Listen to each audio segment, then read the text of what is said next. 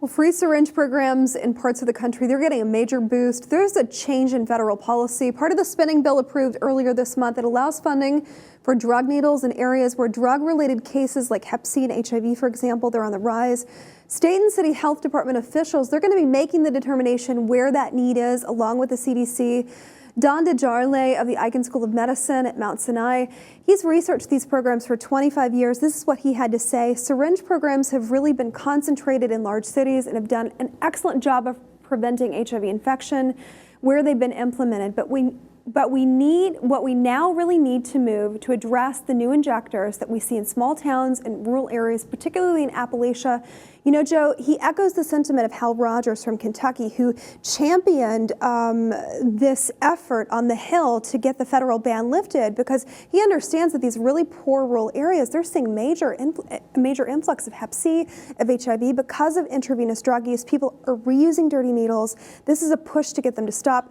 Science finally trumping politics. What do you make of this? This has been a very controversial issue for some time. Obviously, you know, some people would think that having a needle program would encourage the use of drugs that are intravenous, such as heroin. But we've seen the rise of HIV, hepatitis, as you mentioned as well, along with this heroin epidemic. But the numbers actually show that each year that they've had some kind of a needle exchange program, more dirty needles are taken in than clean needles are handed out. And it's not that they are allowing clean needles to be handed out to anyone on the street.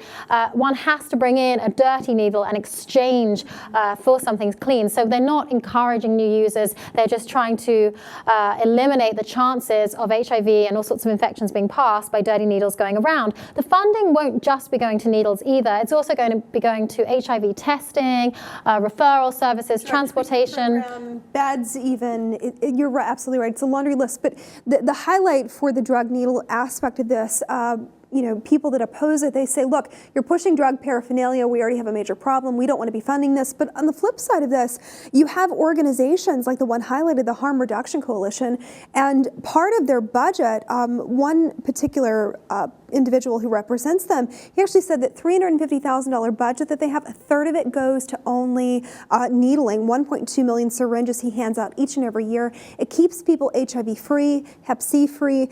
Two homeless people that had been featured in this article that talked to the reporter covering it, they were like, look, one man said, there's no doubt about it, I've avoided HIV because of this program.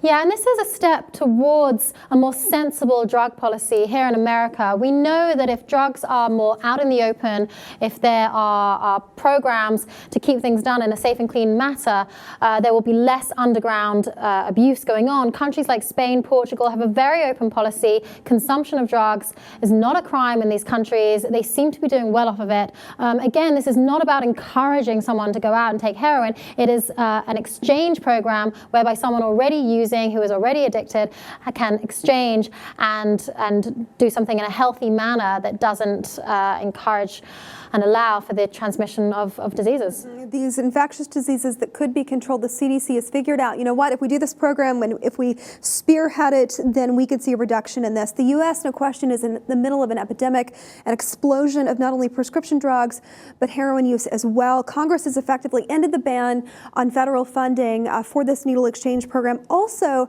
as Joe pointed out, they've also done a number of measures aiding people who want to become clean and sober, but in the meantime, there are needle exchange programs around this country that are up and running because this ban has been lifted.